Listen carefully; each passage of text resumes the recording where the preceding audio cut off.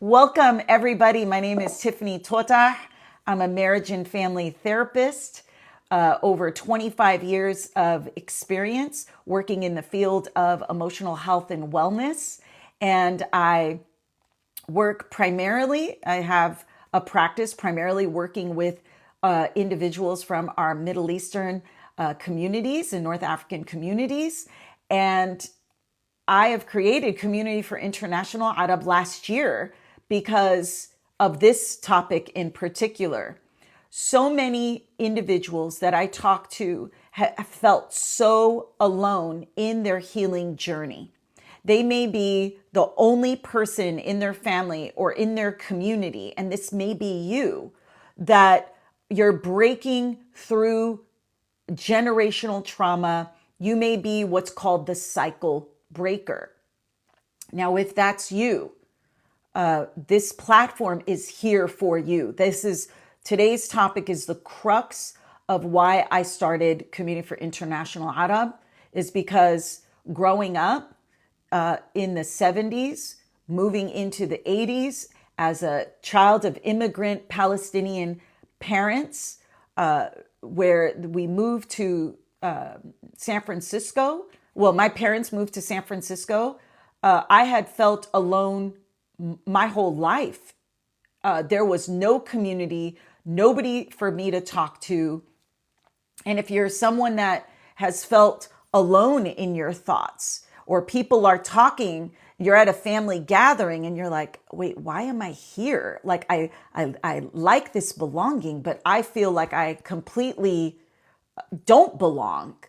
Or sometimes you feel an imposter in these settings where you're smiling and you're waving and you're doing all the song and dance, yet within you, you feel like you cannot relate to anything that their mentality or their viewpoints. And when other members, they're discussing things and the way they see the world, you may feel like nothing resonates with you.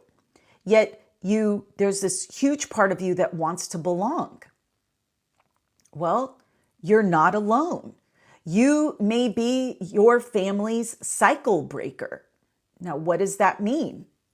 A cycle breaker is an individual that consciously recognizes and interrupts intergenerational patterns of dysfunction. So for you, it may be disrupting patterns of trauma, maladaptive coping within your family or cultural system. So it's moving from like you have awareness and you're tired of the autopilot. And so much of our community is on autopilot.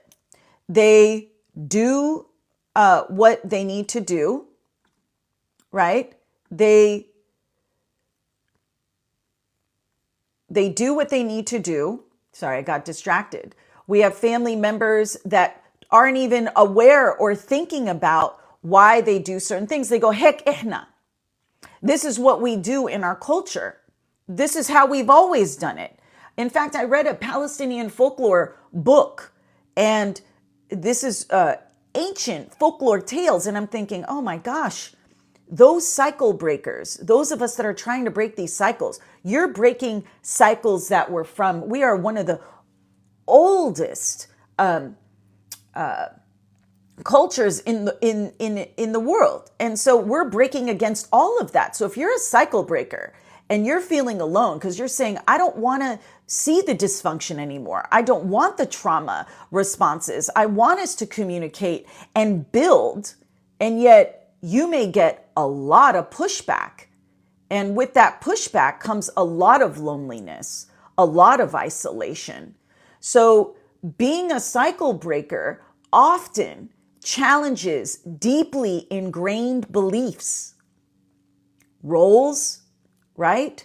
And mechanisms in which our culture, survival mechanisms in which our culture operates. So you want to confront pain. You're in pain. You want to confront it. You want to say to your family, I want us to talk about this. I want us to be able to be better. Now, what does that mean? Be better around shutting down our emotions. You may want to stop over apologizing to keep the peace, because that peace you're trying to keep with others creates a war within you. And maybe you're tired of that. You may be the cycle breaker because you're saying, I don't want to suppress my needs anymore. I keep giving, because, and the moment, because you suppress your needs out of that fear of being too much. And and I say this because I work with so many Arab that even if we ask for kasa maya, right? A glass of water, we're like, oh, I don't want to be too much. We are constantly small, look, like this, keeping ourselves small. And so these survival habits of people pleasing and numbing our feelings through work, food, and substances and distractions, it reaches a point where it doesn't work for you anymore. Okay? So if you are a cycle breaker and if any of this means something to you, I want you to know you are not alone, that this community here is to remind you that you have people all around the world saying, we're in this together. We're in this in the same way. Now, what does the cycle breaker do? The cycle breaker, it is deep emotional work. It's not this surfacey TikTok, social media, you get 5 points for how to manage anxiety. That's all noise. To be a cycle breaker, you're willing to go into the deep emotional work because that work is painful. And that's what I tell people when you enter therapy or when you are trying to heal yourself, you have to face some really ugly truths about our parents, our grandparents, our aunts, our uncles, our community members, our religion, our government. We have to face all kinds of things that we may not want to look at. So when you begin this healing journey, your own personal healing journey, remember this legacy of awareness that you are seeking is for that light within you to emerge, because that light is tired of staying in a box. We cannot keep people down. And that's what the younger generation is pulling on the older generation to say, we need to break through these cycles. And I am here for all of it. And I'm here as an elder to help support that and to create a community so that we can do this together. Mabat. Now, this also, when you're healing your wounds, you're healing wounds that you didn't create. You didn't create this.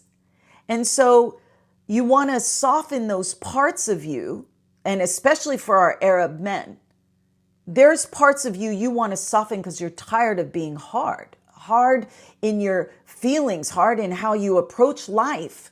Okay? And so you want to also speak your truth. How many of you were silenced growing up? How many of you were abused and you had to? Because the moment you spoke up, what happened? You were punished more. The moment you talked about the creepy cousin or the uncle that molested you, if you dared talk about that, what happened? These are the deep emotional healing that we need to heal for ourselves. Because in order for us to progress as a culture and for us to move forward for the next generation and to be better, it will require us to look at and unearth all that stuff we have not talked about for multiple generations. Now, As a cycle breaker, and as you will know, it is not about perfection. It is about courage, because it takes courage to address these things. You may not recognize it as courage, and I'm here to tell you it takes a lot of courage to be able to say, I want to feel things. I want to reimagine love. I want to reimagine understanding and compassion. And in order to do that, it's about planting seeds within yourself so that and fostering them so that they can grow. That little boy and that little girl within you is calling to you to heal it and to say, see me. You want your parents to see you. You need to see you first. You need to recognize that little boy, that little girl within you is hurting, and it's in pain. And it experienced things it probably never should have experienced. Even when you came from a loving Helu Arab family, and there's so many beautiful, examples of that. Some of the issues that come up, the comparisons to the cousins, you're choosing a career that didn't align with them. It's not even the big T's, the big traumas. A lot of it is the little T's that chip away at your light in who you are.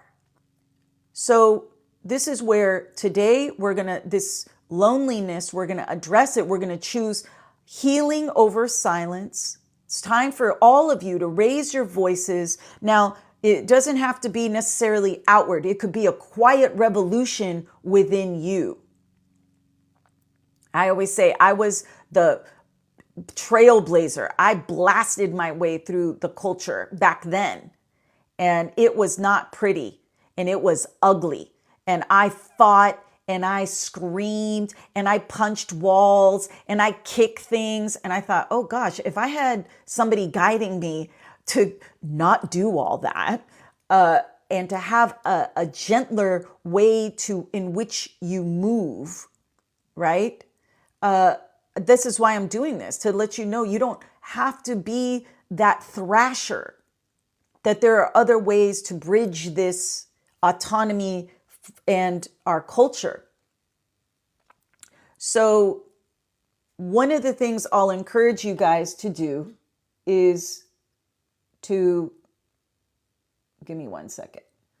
One of the things I'm going to encourage you guys to do is start thinking about what is the healing that you need to do for you. What is the blueprint? Many of us don't have this blueprint. Like Mira said earlier, when we're developing the Arab therapist directory, this is new. We're building something new. We don't have a blueprint. There aren't examples. I didn't have any aunties as examples for me. I'm the examples to Binti and to my nephews and my nieces. So they have that, but you may not have anybody. And when you don't know what that map looks like, you have to create that blueprint for you. And that could be very isolating, very scary, terrifying in many ways to go, I don't even know how I forge this new path. All I know is I want this new path. And so with that said, even when you're forging this new path, you may face vehement resistance. And I received so much backlash from my community, from certain family members, and they just trying to suppress you for even speaking on the obvious. That's how deep the denial goes in our culture. And so I'm saying all these things to you guys pretty directly and intensely, because when you are a cycle breaker and you want to break generational cycles, it is not for the weak. It is for the courageous. And you may be one person out of 100, 200 doing this for you and doing it for future generations with no support. But that's why you have support here, right? Your family members may misunderstand you. You will talk and they'll think you've got three seven eyeballs on your face. Like they're not going to understand you because they're just unable or unwilling to change. And so we're not going to fault our families for that. That's the bridge we're doing.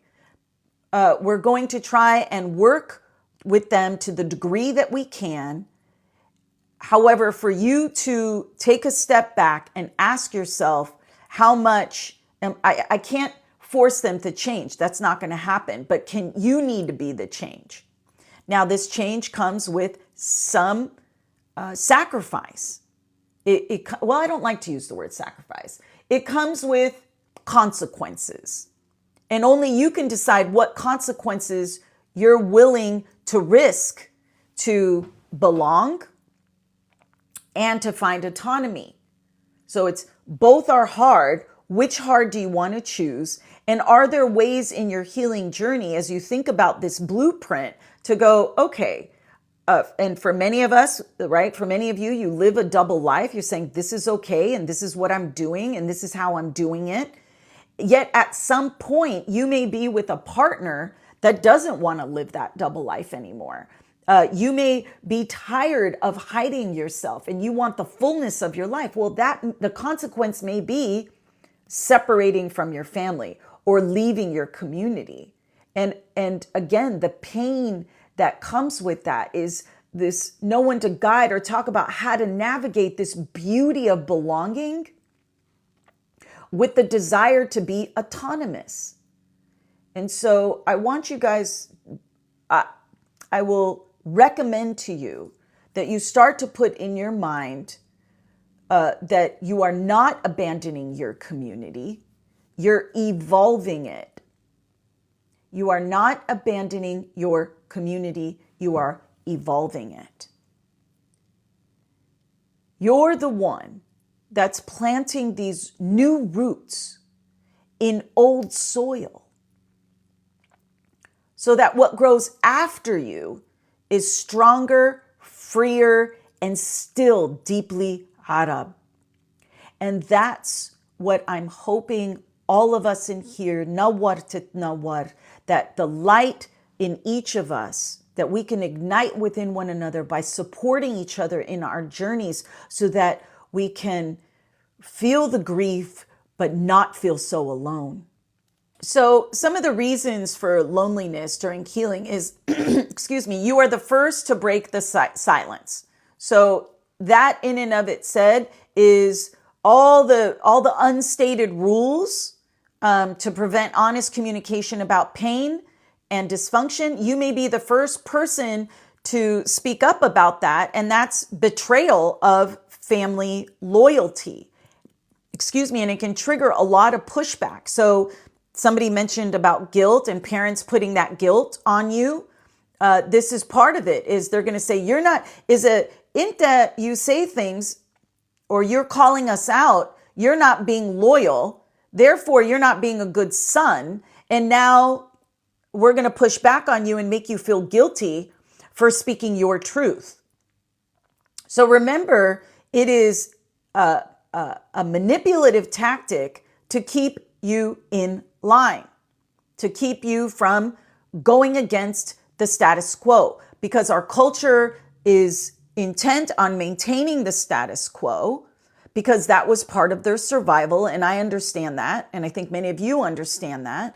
That if we move out of the status quo, that somehow we're going to lose our culture. But what people in their limited mindsets and in their lack of consciousness or in their inability to expand their consciousness a little bit, it's recognizing that the more we can lean into that and breaking through some of these things that have not served our community, the younger generation is going to want to embrace the Arab culture even more. But right now, there's a lot of, they're saying, well, the Lulad, they don't want to be a part of the culture or they're away from it.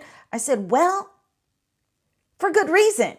Because you're trying to put a new generation, a new level of consciousness, a new level of thinking into old systems.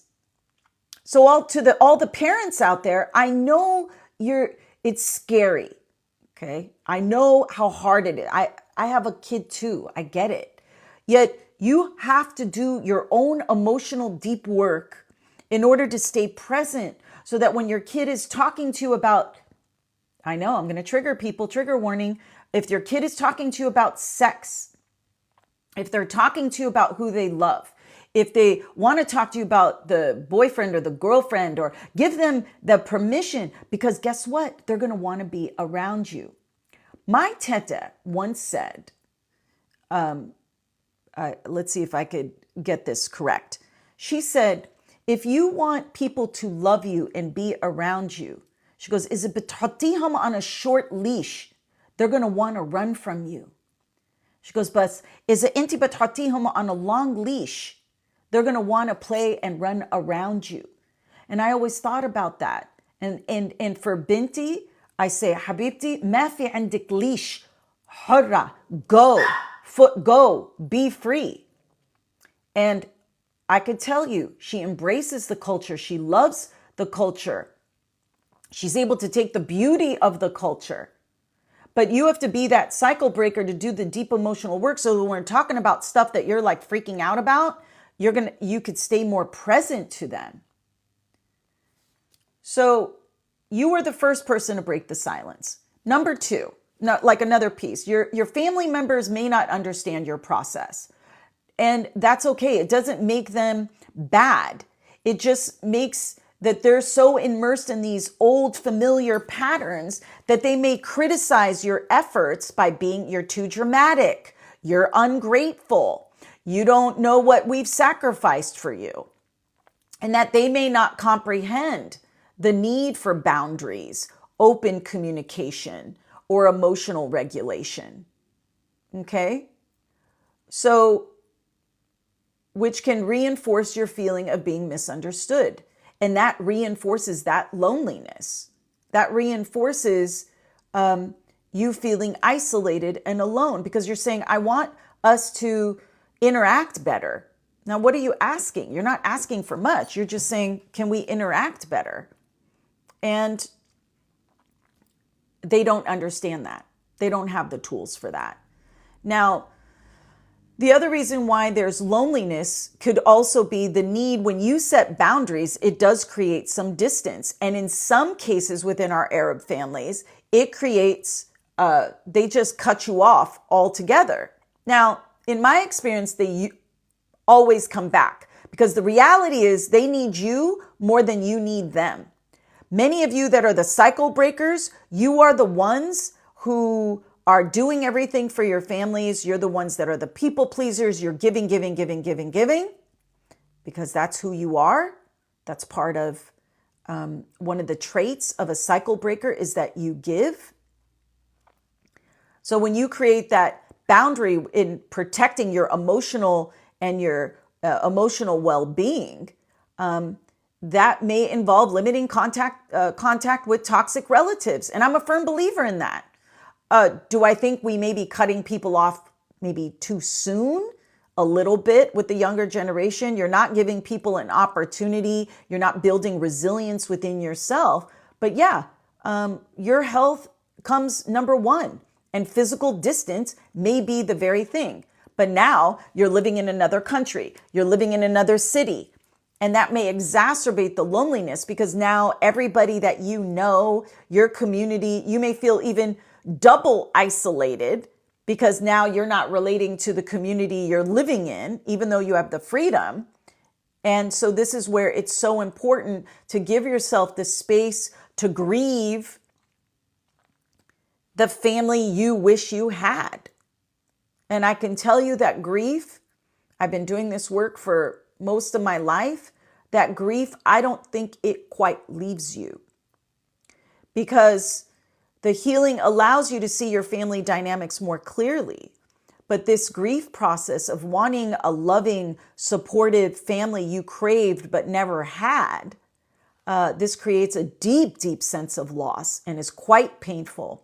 But it's also a normal part of releasing old expectations and creating your own sense of safety. And that's finding acceptance that this is who they are, and I look at and I say, this is what I can get from them, meaning whatever emotional, okay, this is, my mom is a wonderful cook. I get from her the deliciousness of our traditional dishes.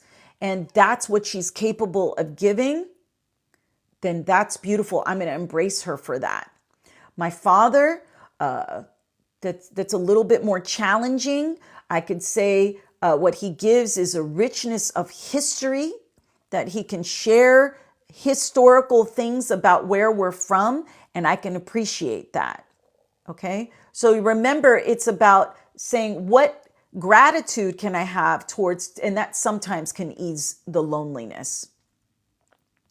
Now, the reality is, and I say this to all my clients and my family members, the more you grow and the more you heal, the more you are in the fullness of your light.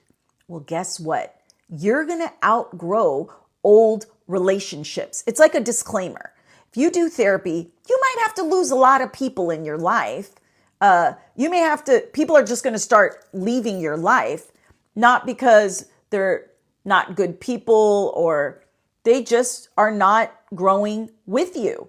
And you're not going to tolerate the things that you tolerated before. So remember, you're going to outgrow old relationships and change the way the relationships that no longer serve you. And that can create some pain and loneliness to say, wow, I've had family members or friends that have been friends for 20 years. And then you're like, yeah, I'm growing and they're staying stuck. And in order for me to keep going, I can't stay in this dynamic, or you're limiting it significantly.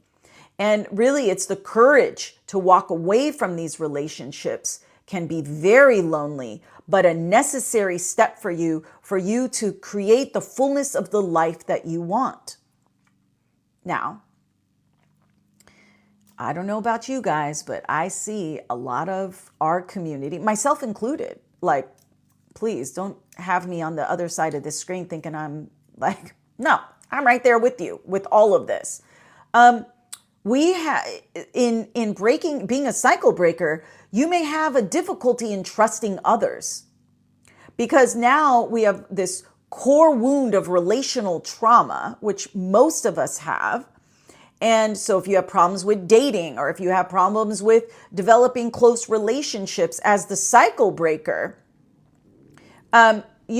forming healthy and safe relationships may be very, very new. And so you have to offer yourself some grace around that you're, again, like us, creating this blueprint for Middle Eastern mental health. Like, we don't know where we're just kind of fumbling along and figuring out what works and getting community feedback. You yourself may also, how do you start to form relationships? And that may be something you start very small. And this can lead to avoiding intimacy, pushing people away, even when you long for connection, which in turn reinforces the loneliness. So I always let people from our community know, myself included, lean in a little bit. It's okay. Trust yourself enough that before you run, there are so many friends and people that love you and want you to be a part of their community. Yet you, because of this core wound, this relational trauma, you may have a significant distrust of others. And I say not just of others, but you're not trusting yourself. And so part of letting go of the loneliness, part of letting go of the isolation is for you to go, okay, how do I build that trust within me? How do I build it? And it's slowly. And that's the deep emotional work I was talking about. Sometimes you have to really look at these core relational traumas. You're going to have to admit some things and accept some things that can be very difficult. And so this is where some of the strategies to combat the loneliness, while the path is difficult, I can tell you, you can take intentional steps to find connection during your healing journey. And I am so hopeful. It's not even about hope. I know that when people do the work, that loneliness subsides. And you know what happens when you start to call your energy back to you and you start to do the healing work and the deep emotional work? Guess what?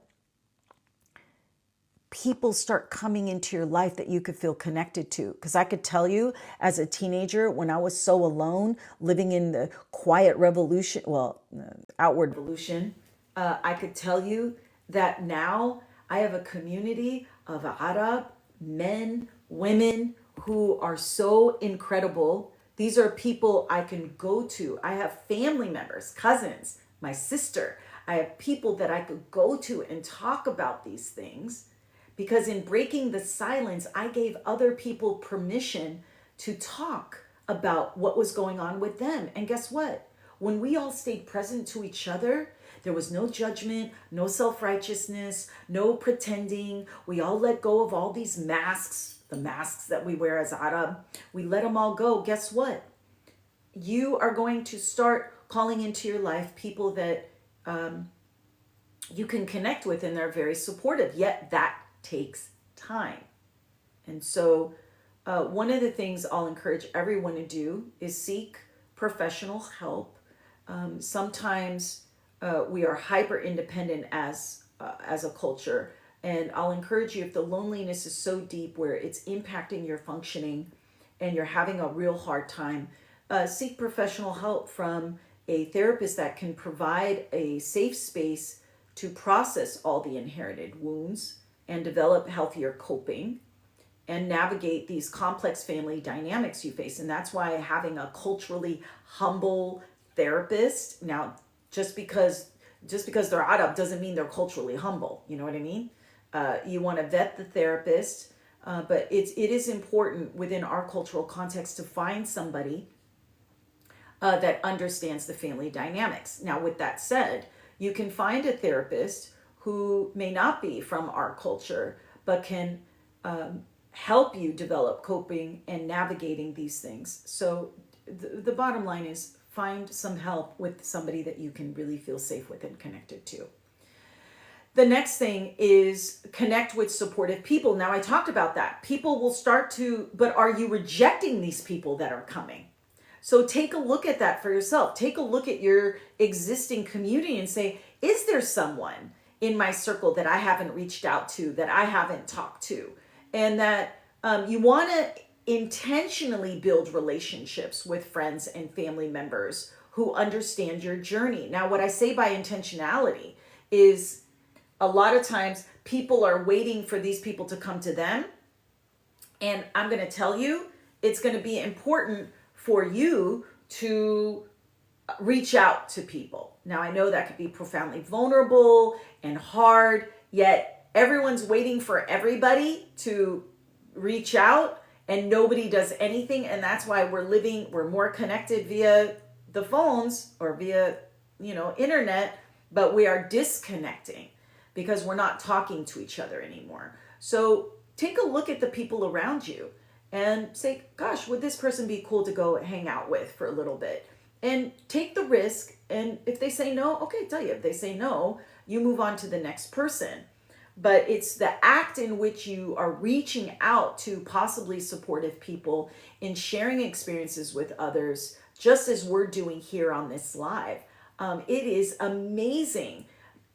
When you're breaking cycles, I'm breaking cycles, we're all breaking cycles. It's incredibly validating.